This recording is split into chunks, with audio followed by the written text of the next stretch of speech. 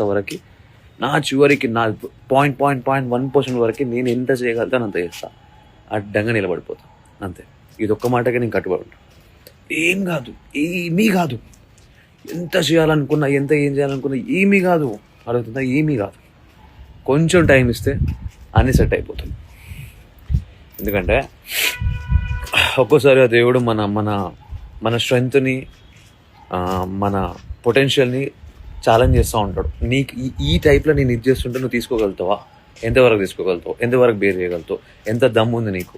ఎంత తెగింపు ఉంది నీ దగ్గర? నువ్వు తీసుకోగలుగుతావా? నీతో అవుతుందా అని చెప్పేసి సో ఇట్లాంటి ఛాలెంజెస్ అని ఇస్తుంటాడు అనమాట లైఫ్లో.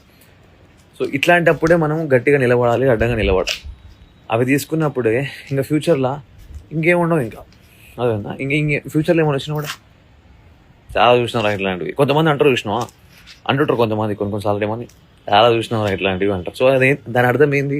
వాళ్ళు ఎక్స్పీరియన్స్ చేసి వచ్చారు ఆల్రెడీ అక్కడ నుంచి ఆ ఫేస్ అంతా చూసి వచ్చారు. సో వాళ్ళకి పెద్ద ఫరక్ పడదు. సో అట్లనే మనకు కూడా ముంగలు పోయినప్పుడు ఏమైనా ఇట్లాంటివన్నీ నెగిటివ్స్ ఇట్లాంటివన్నీ ఇంకేమైనా వచ్చినాయి అనుకో, చాలా చూసినాం ఇట్లాంటివి అని చెప్పేసి ఈజీగా హ్యాండిల్ చేస్తాం అనమాట.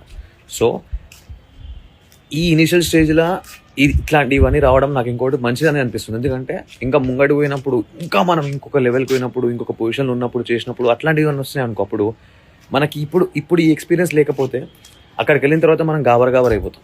మనతో కాదు, ఎట్లా అయింది, ఏం కథ అయింది అని చెప్పేసి ఇంకా గట్టిగా దెబ్బతింటాం. సో ఆ ఫర్దర్గా అట్లాంటి వరుస సిచ్యువేషన్ రాకుండా ఇప్పుడే ఆ సిచ్యువేషన్ అట్లాంటివి ఇచ్చి నన్ను స్ట్రాంగ్ చేస్తుండు అని మాత్రమే నేను తీసుకుంటున్నాను. సో అందుకే అడ్డంగా నిలబడిపోతాను.